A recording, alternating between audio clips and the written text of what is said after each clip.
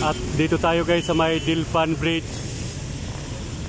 para hanapin natin yung barangay hall sa may Dilpan Street, yung barangay hall na nasa Bangkita, para mai-update ko kayo guys. Hanapin po natin yung Dilpan Street at ito po yung Dilpan Bridge. Yan.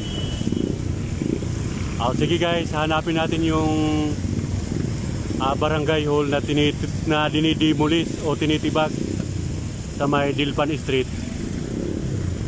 Sige, maya maya guys, kita-kita tayo.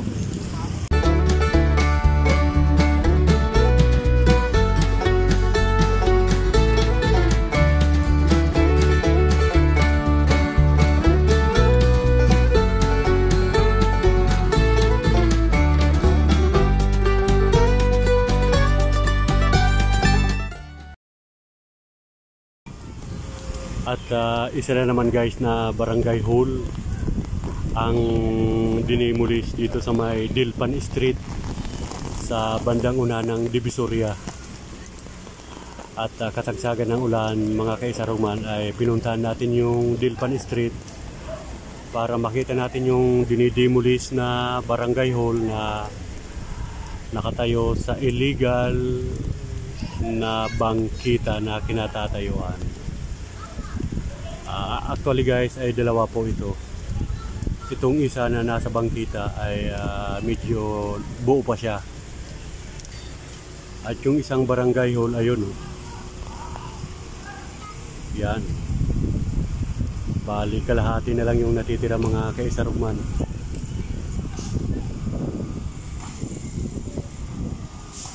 At may mga vlogger din na pumunta rito para i-update ang ating mga kababayan, ang ating mga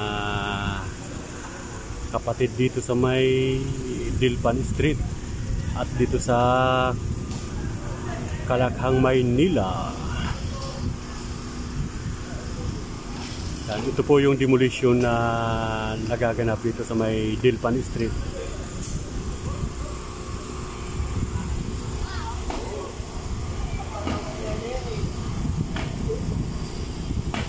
Ito po yung mga bagay na inaksyonan ng ating butihing mayor na si Yorme Isko Moreno dito sa kanyang nasasakupan guys. At kahit umulan ay continuous yung pagdemolis ng ating mga workers dito sa illegal na barangay na itinayo dito sa may bangkita. Ayan.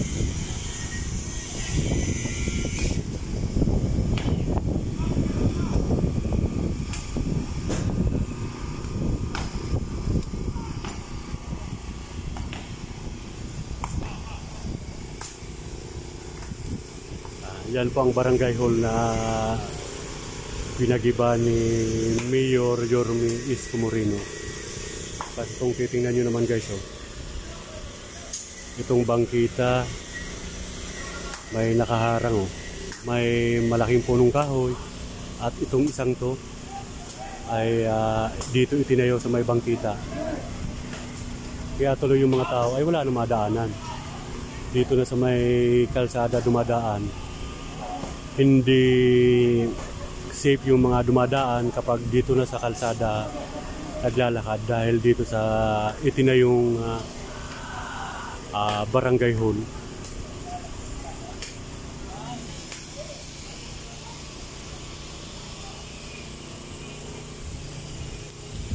Yan, ito po yung lugar dito sa may Dilpan Street, sa malapit sa may Dilpan Bridge sa unahan ng Divisoria.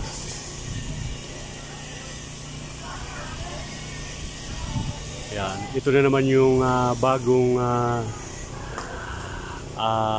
barangay hall na pinuntahan natin guys.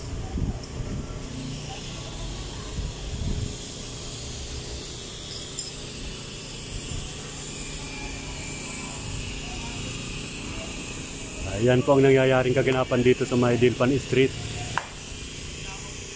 na ongoing yung pagdemolis ng ating mga workers sa pagtibag dito sa barangay hall na nakatayo dito sa may bangkita.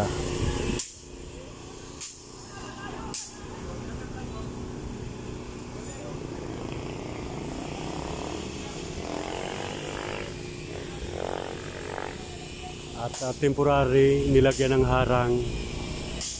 Kabilaan po yan.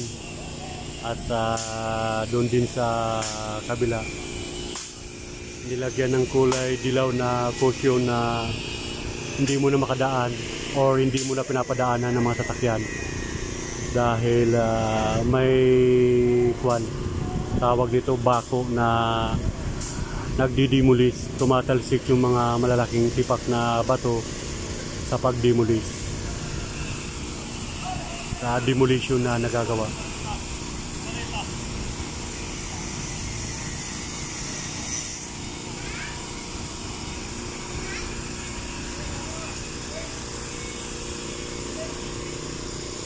At buti na lang ay inaksyonan agad ng ating butihing Mayor Isko Moreno. Ayan.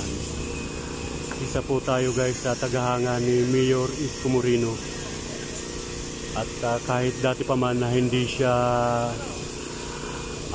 sumasali sa mga politika, ay idol natin siya. Bilang isang mahusay na artista. At lubusan tayo humanga kay Mayor Yorme dahil sa kanyang mga nagagawa na malasakit dito sa kanyang nasasakupan dito sa Maynila. At tayo ay sisilong muna mga kaisarugman dahil ayan na naman yung malakas na ulan.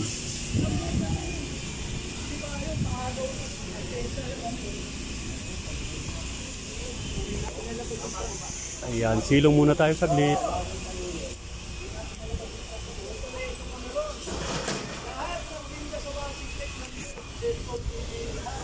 At may payong tayo. Ayan, ibinuka natin yung payong para panangga natin sa ulan.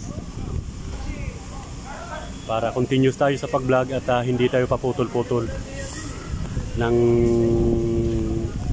pag-vlog.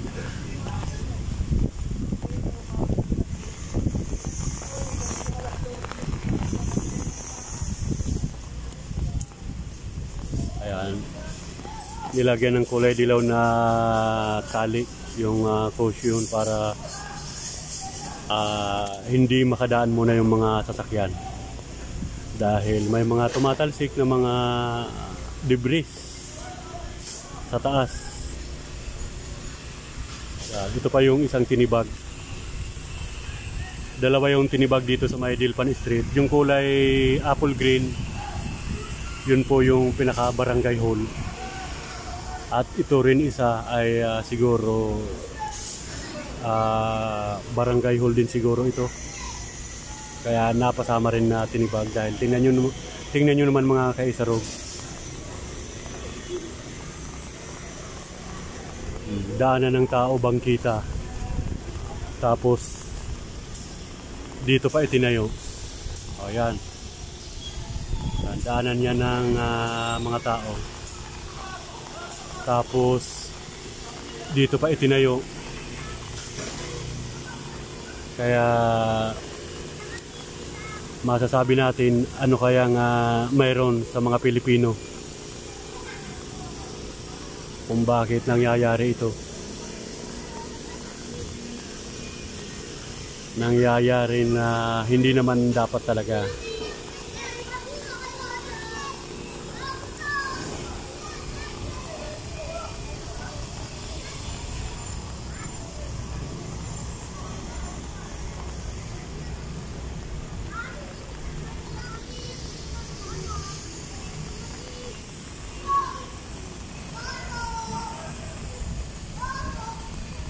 Bangkita po yan mga kaisarugman.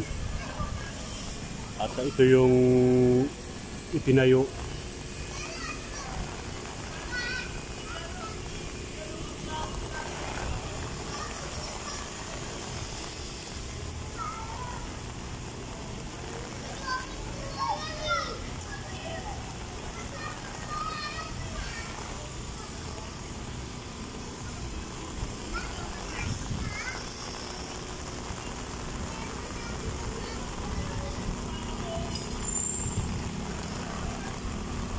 At maulan-ulan na umaga mga kaisarugman.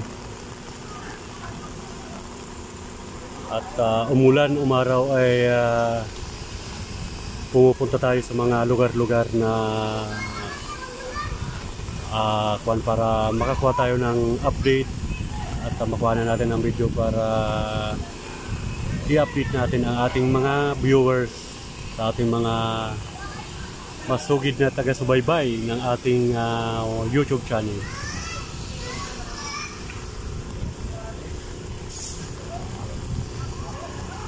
At kagagaling lang natin guys sa Alonso Street. Binalikan natin yung isang barangay hall sa may bangkita. At yung taas pa lang, yung 4th floor pa lang yung natitibag nila. May natitira pang 3rd floor.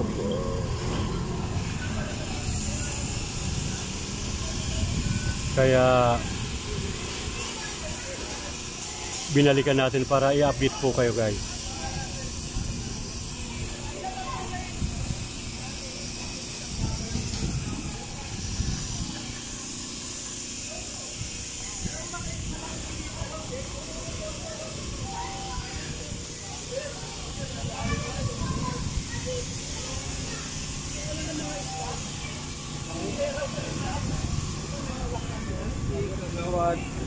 Nila.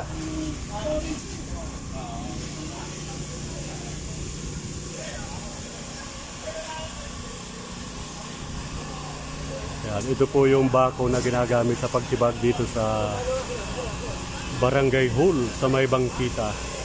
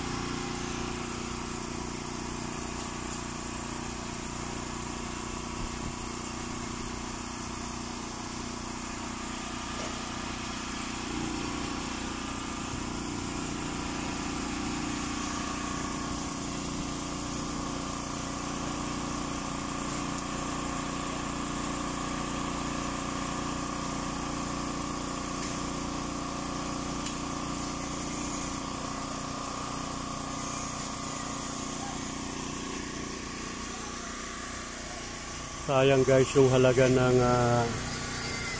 pinagawa ng Barangay Hall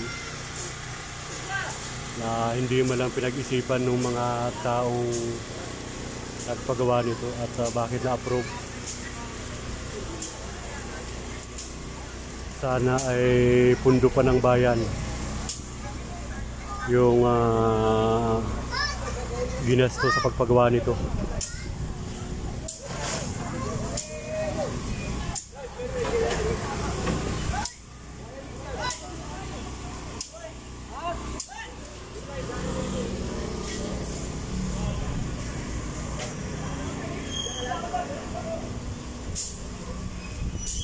Yan po yung update natin dito sa may Dilpan Street, sa may malapit sa Dilpan Bridge.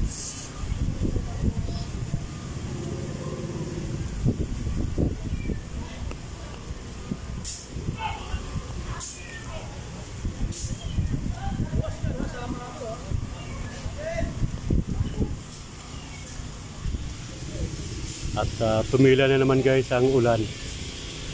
Pero may dala tayong payong. Ayan. Yung ulan kasi ay pabugso-bugso. Nahinto. Maya-maya, ayan na naman. Medyo naliwanag na naman siya. At maya-maya ay uulan na naman.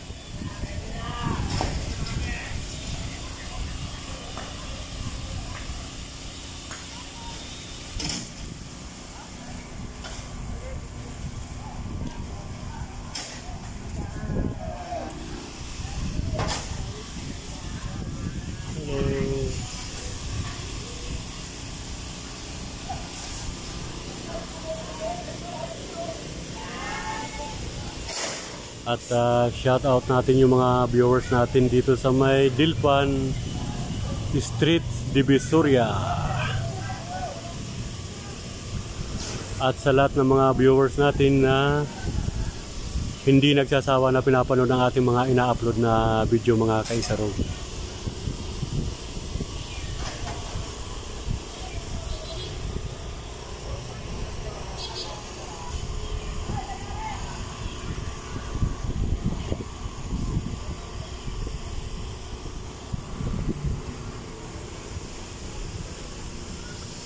At yung hindi pa po nakapag-subscribe sa aking YouTube channel,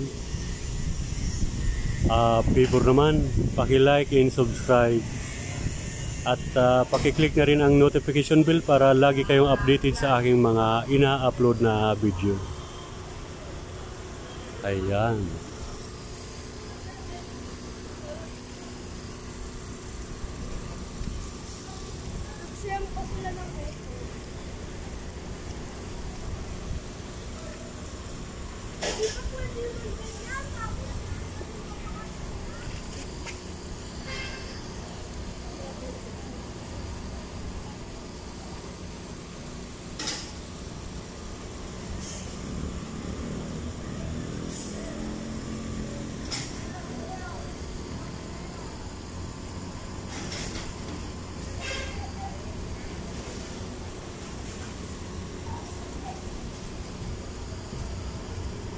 At shout out sa mga viewers natin ng mga OFW.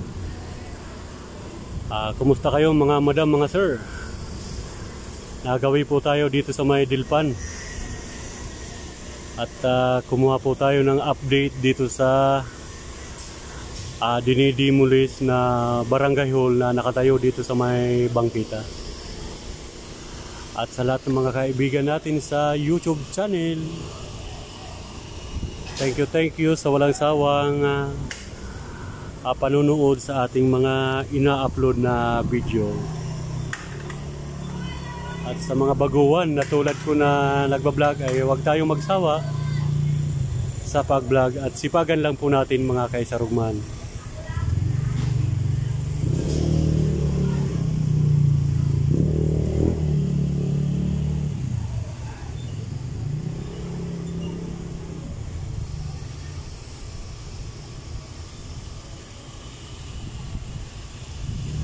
Okay, hanggang dito na naman guys ang ating vlog.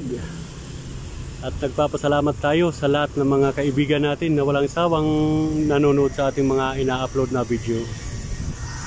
Hanggang sa uli, sa sunod nating video tayo ay magkita-kita, mga kaisarog. At yung mga baguhan pa po na hindi pa nakapag-subscribe sa aking YouTube channel, favor naman, paki-like and subscribe at paki-click ang notification bell para lagi kayong updated sa ating mga ina-upload na video. Hanggang sa muli mga kaisarog, bye bye, I love you all.